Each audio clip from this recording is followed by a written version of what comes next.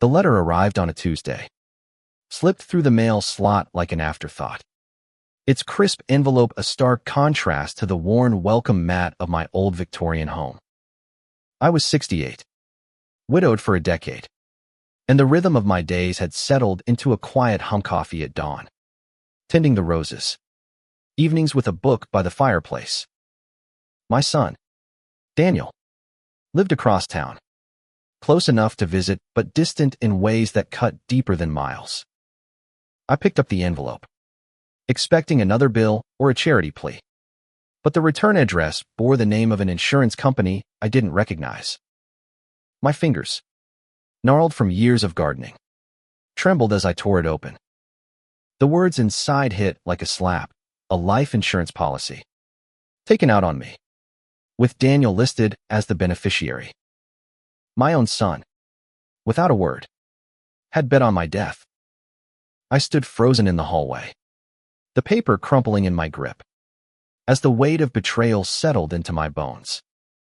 I raised Daniel alone after his father, Tom, died in a car accident when Daniel was 16. Those were hard years, scraping by on a teacher's salary, but I poured everything into him: love, time, the last of my savings for his college. He was my pride, my sharp-witted boy who'd sketch wild inventions in his notebooks and promise to buy me a big house one day. But something changed after he left for college. He grew secretive, his visits rare, his calls clipped. I chalked it up to life marriage to his wife, Laura, a demanding job in finance, but now, holding that policy, I saw it differently. The premium was high, the payout higher, and the date of issue was just 3 months ago. Why hadn't he told me? Why would he need this kind of money? And why now? I sank into the armchair by the window, the one Tom used to love, and stared at the policy until the words blurred. My heart raced, not with fear, but with a cold, creeping anger. Daniel's face flashed in my mind, his boyish grin, now replaced by the guarded smile he wore at our last dinner. 6 months ago, he'd been distracted, checking his phone, barely touching the roast I'd spent hours preparing. Laura had dominated the conversation, her voice sharp as she talked about their new house, their investments. I'd felt like a guest in my own home. Now, I wondered what they'd been planning. Was I just a means to an end? A policy to cash in? I pressed my hand to my chest, feeling the steady beat of a heart that, despite everything, refused to break. That night, I couldn't sleep. The house creaked around me, each sound a reminder of its emptiness. I thought of my will, tucked away in the safe upstairs, the one I'd written years ago when Daniel was still my world.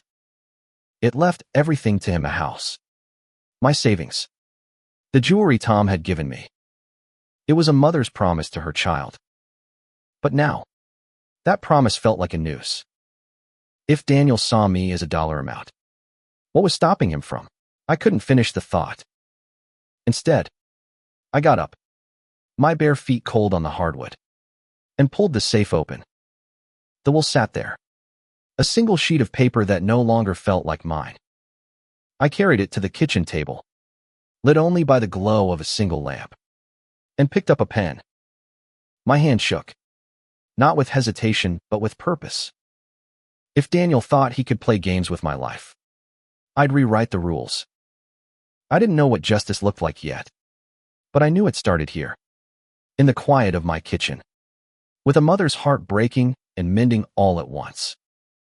I began to write, crossing out Daniel's name with a single, deliberate stroke. The act felt like cutting a thread, one that had tied us together for 32 years. I didn't know who I'd name instead. Maybe the local animal shelter, maybe the library where I'd spent my career. But as the pen moved, I felt a strange freedom. This wasn't just about revenge. It was about reclaiming myself. Daniel had made his choice, and now I'd make mine. The clock ticked past midnight, and with each word, I built a new future, one where I wasn't just a policy to be claimed, The morning after I changed my will, the world felt different. Sharper. As if the air itself carried an edge. I sat at the kitchen table, the new document folded neatly beside my coffee mug, and stared out at the garden. The roses I'd tended for years bloomed defiantly, their red petals a stark contrast to the gray dawn. I hadn't slept, but I didn't feel tired. Anger had a way of fueling me, burning away the fog of doubt. I kept replaying the moment I'd found the insurance policy, the cold print of Daniel's name as the beneficiary. It wasn't just the secrecy that stung. It was the calculation behind it. My son, the boy I'd rocked through fevers and cheered at soccer games, had reduced me to a transaction. I sipped my coffee, bitter as my thoughts, and wondered how we'd gotten here. I decided to call him. Not to confront him, not yet, but to hear his voice, to see if I could detect the lie in it. My fingers hesitated over the phone, the same one he'd given me 2 Christmases ago, a sleek thing I barely understood. When he answered, his tone was rushed, distracted, like always. "Mom, everything okay?" he asked, and I pictured him in his glass-walled office, tie loosened, surrounded by screens, flashing numbers. I told him I just wanted to catch up, that it had been too long. He paused, and I heard the faint tap of keys in the background. "Yeah, sure. Mom, how about dinner this weekend? Laura's been wanting to try that new Italian place." His voice was smooth, practiced, but there was something off a strain, like he was performing. I agreed, my own voice steady, hiding the storm inside me. The days before the dinner dragged, each one heavy with questions I couldn't answer. I dug through old photo albums, hoping to find the Daniel I remembered, the one who'd cling to my hand at the park, his laughter brighter than the sun. But the photos only deepened the ache. His teenage years, sullen after Tom's death, his college graduation, where he'd hugged me but looked past me, already chasing something else. I started noticing things I'd ignored, the way he'd stopped asking about my life, the way Laura's eyes lingered on my antiques during their visits, as if appraising them. I began to wonder if she was part of this, if they'd planned it together. The thought made my stomach twist, but I pushed it down. I needed proof, not paranoia. On Saturday, I dressed carefully, choosing a navy sweater and my mother's pearl necklace, a small armor against what was coming. The restaurant was loud, all clinking glasses and forced laughter, and Daniel and Laura were already there, seated at a corner table. He stood to hug me, his embrace brief, perfunctory. Laura smiled, her lips red and sharp, and complimented my necklace in a way that felt like a calculation. We ordered, and I watched them closely. Daniel's fidgeting hands, Laura's too perfect posture. I asked about their lives, their work, probing gently. Daniel talked about a big deal he was closing, his eyes darting to Laura as if for approval. She nodded, her smile tight, and changed the subject to my health. "You're looking well, Margaret," she said, her voice syrupy. "Still gardening?" I nodded, my grip tightening on my fork. Was this their way of checking on their investment? Halfway through the meal, I excused myself to the restroom, my heart pounding. I needed air, space to think. In the mirror, I saw a woman I barely recognized, eyes hard, jaw set. No longer just a mother, but someone fighting for her own survival. I didn't know if Daniel's motives were greed, desperation, or something darker, but I knew I couldn't trust him. Not anymore. When I returned, I caught a glance between them, quick and loaded, like they'd been discussing me. I smiled, playing the part of the doting mother. But inside, I was rewriting the story of us. The new will, still hidden in my safe, was my first step. But it wasn't enough. I needed to know why my son had betrayed me. and what he planned to do next. The drive home from the restaurant was a blur, the city lights streaking past like accusations. I kept replaying Daniel's laugh, Laura's calculated warmth, the way their eyes met when they thought I wasn't looking. My hands gripped the steering wheel, knuckles white, as I tried to piece together what I knew. The insurance policy was real $500,000, payable upon my death. Daniel's signature was on the form, bold and unmistakable. But why? He wasn't poor. His job paid well. Their house was new. Their car shiny. Was it greed? Or was there something I didn't know? A debt? A secret? A plan? The questions gnawed at me, each one a splinter in my mind. At home, I poured a glass of wine and sat by the fireplace, the flames casting shadows that danced like ghosts. I thought of Tom, how he'd always known what to say when Daniel was struggling. If he were here, he'd tell me to talk to our son, to trust the boy we raised. But Tom wasn't here, and the boy I raised wasn't the man who'd signed that policy. I opened my laptop, something I rarely used, and started searching. I typed Daniel's name, then Laura's, looking for anything, a news article, a social media post, a clue. What I found was worse than I'd imagined. A financial blog mentioned Daniel's firm, hinting at risky investments, whispers of fraud. My heart sank. Was he in trouble? Was the policy a desperate move to cover his tracks? I needed more than rumors. The next morning, I called an old friend, Helen, who'd worked in insurance before retiring. Her voice was warm, but it turned grave when I told her about the policy. Margaret, you can't just take out a policy on someone without their consent, she said. There's paperwork, signatures. If Daniel did this, he forged your name. The word forged hit like a punch. I thanked her, my voice steady, and hung up. Forgery wasn't just betrayal, it was a crime. I felt a strange mix of relief and rage. Relief that I wasn't imagining things. Rage that my son could sink so low. I dug through my files, looking for anything that might show how he'd done it. I found a copy of my signature on an old medical form, one I'd signed at Daniel's house last year when I'd had the flu. Had he kept it? Used it? I didn't confront him. Not yet. I needed to be sure, to build my case like a lawyer, not a mother. I called the insurance company, posing as a confused old woman, a role I played too well. The agent was kind, too kind, and let slip that the policy had been paid through a third party, a company I didn't recognize. I wrote down the name, my hand steady now, and thanked her. Back at my laptop, I searched the company. It was a shell, a front, linked to offshore accounts. My stomach churned. This wasn't just about money, this was something bigger, darker. I thought of Laura's sharp smile, her questions about my health. Was she the mastermind, or just complicit? I didn't know, but I was done being the naive mother. That evening, I walked through the house, touching the things I'd once planned to leave to Daniel, the oak table Tom built, the quilt my mother made. Each one felt like a memory I was losing. I sat down with my will again, reading the new version I'd written.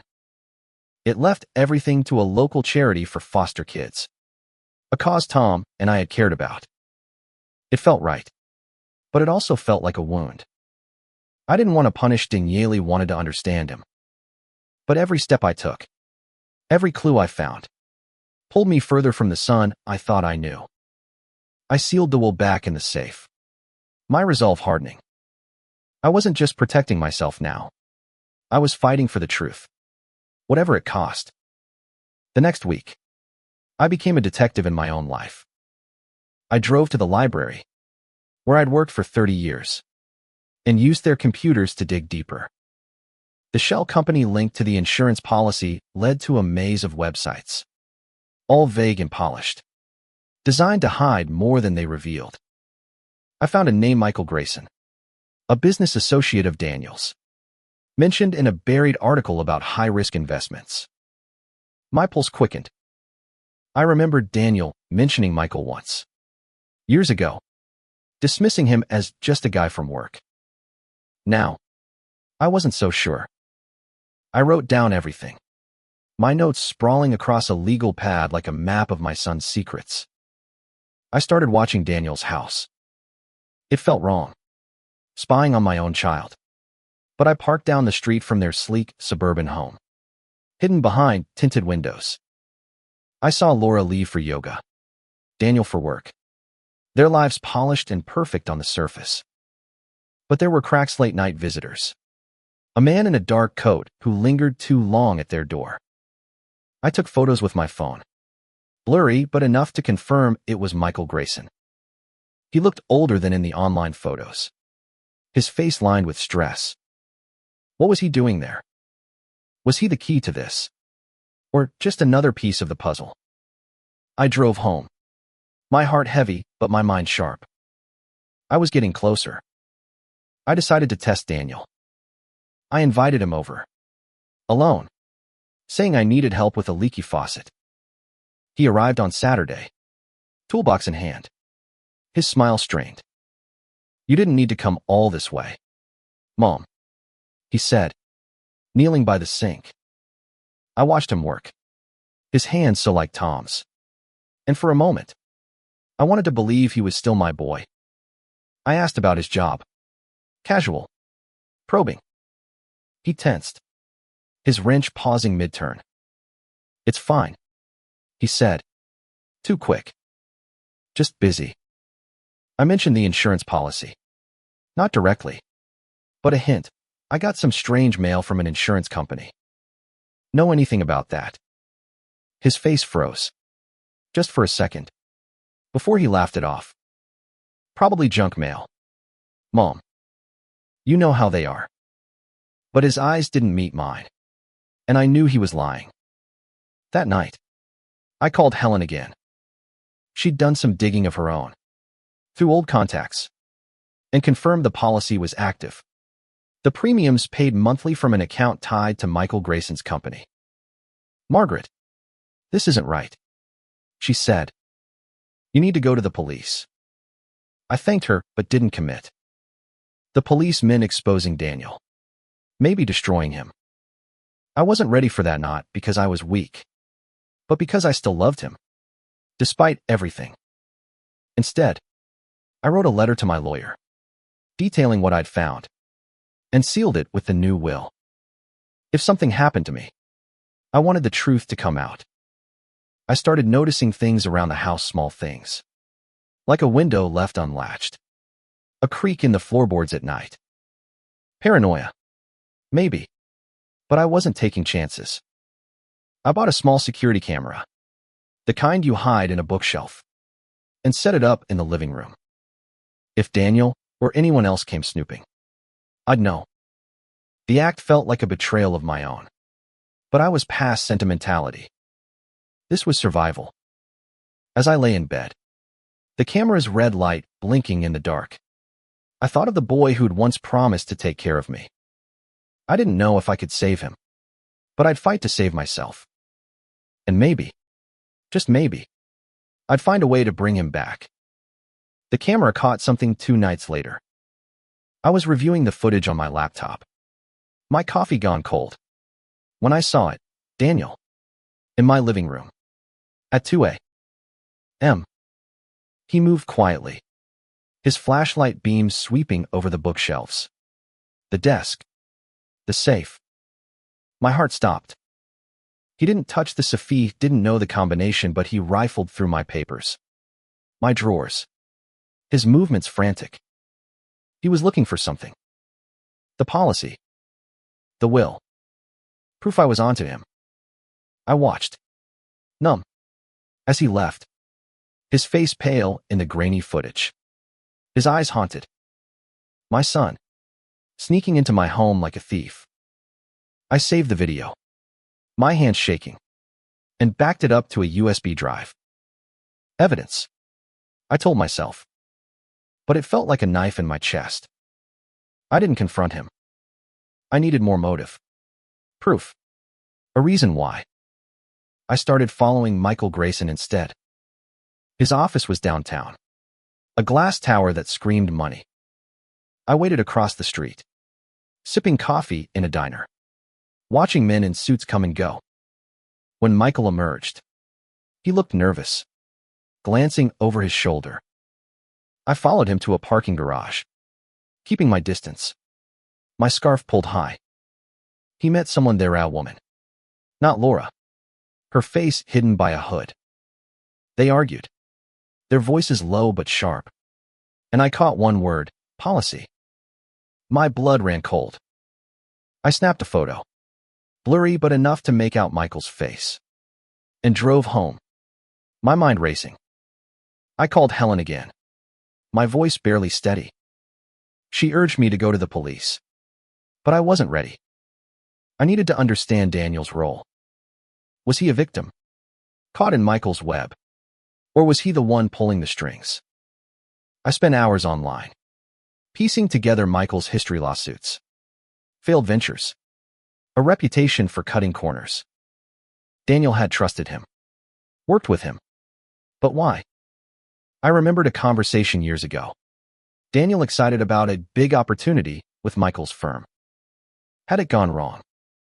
Was the policy a way to fix it? I felt a flicker of hope. Maybe Daniel was desperate, not cruel. But the footage of him in my house snuffed it out. I started preparing. I met with my lawyer, a kind man named Robert who'd known Tom. I showed him the new will, the insurance policy, the video. His face grew grim. Margaret, this is serious, he said. You need protection. He suggested a restraining order, but I refused. Daniel was still my son. Instead, I asked him to hold the evidence, to release it if anything happened to me. He agreed, his eyes full of pity I didn't want. I left his office feeling lighter, but also heavier, like I'd handed over a piece of my heart. That night, I wrote a letter to Daniel. Not to send, not yet, but to get the words out.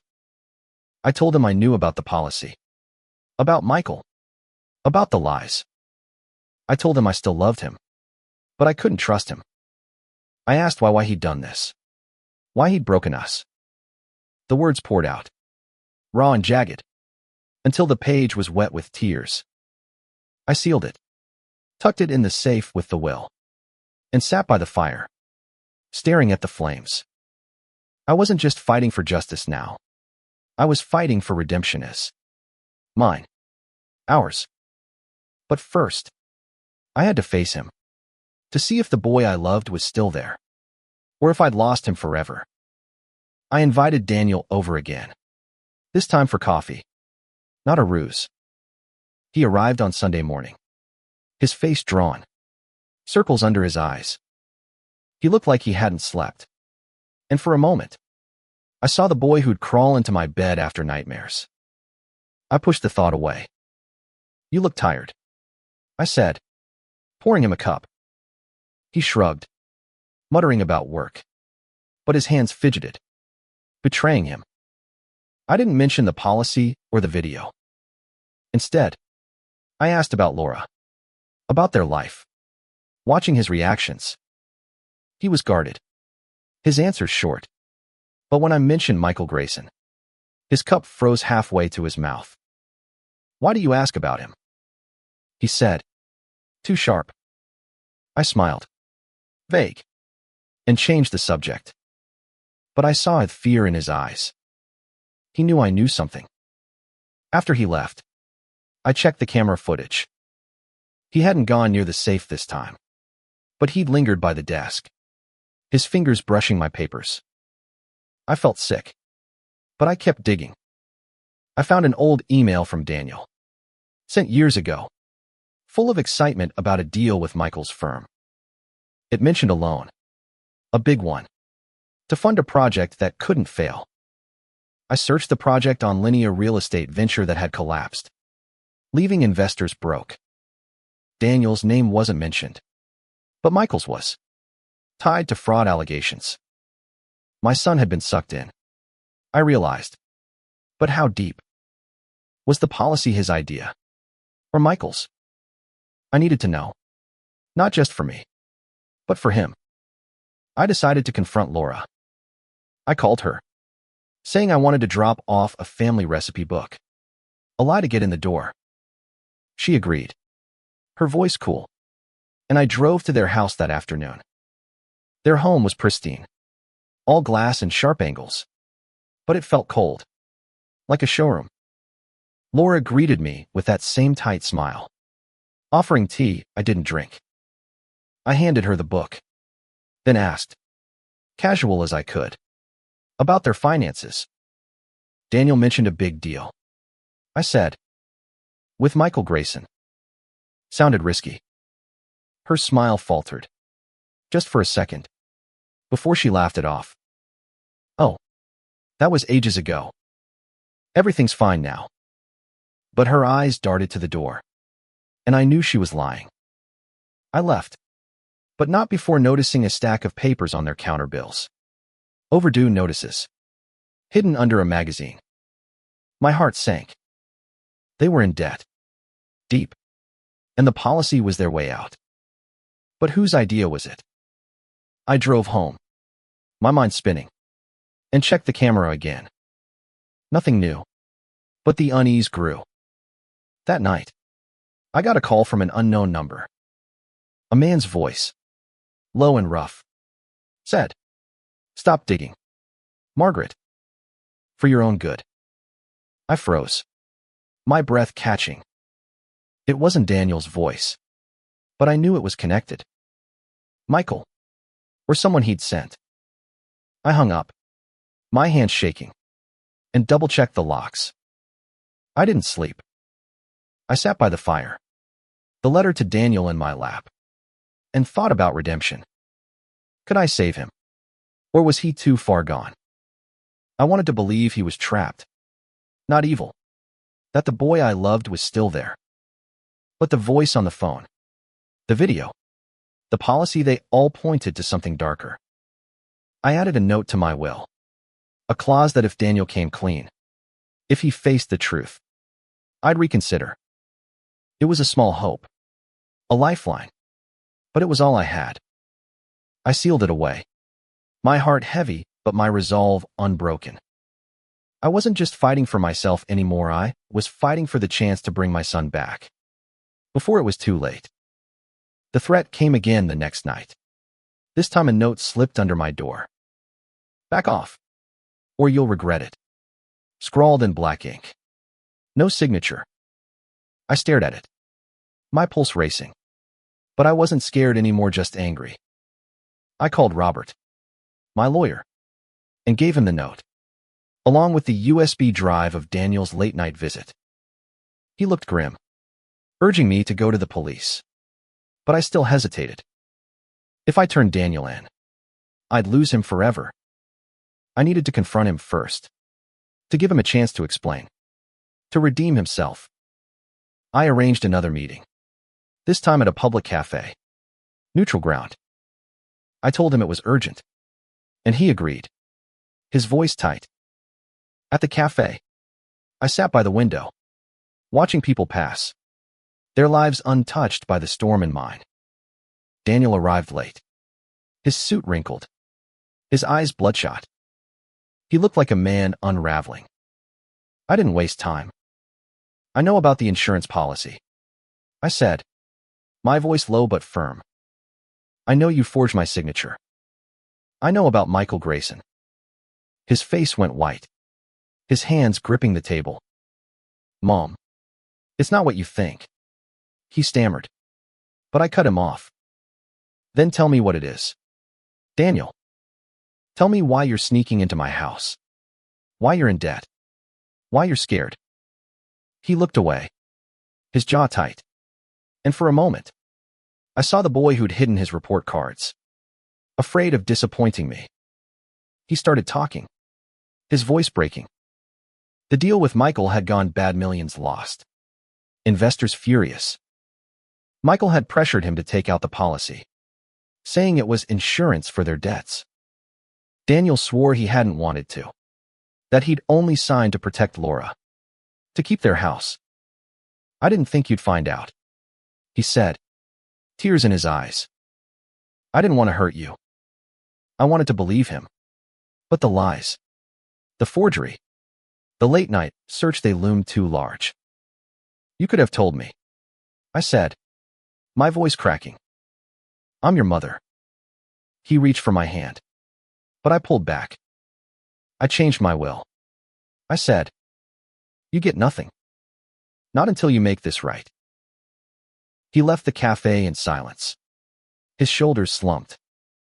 I sat there, staring at my untouched coffee, feeling the weight of what I'd done. I'd given him a chance, but I'd also drawn a line. That night, I got another Calno voice, just heavy breathing. I hung up, my heart pounding, and checked the camera. Nothing. But I knew I wasn't safe. I called Helen, told her everything, and she insisted on staying over. Her presence was a comfort, but it didn't erase the fear. I started carrying a small knife in my purse, a precaution I hated but needed. The next day, I went to the police. Not to press charges, but to file a report, to make it official. The officer was kind, taking my statement, the note, the policy. He promised to look into Michael Grayson, but warned me to be careful. I nodded, knowing careful wasn't enough. I was in a game now, one where the stakes were my life and my son's soul.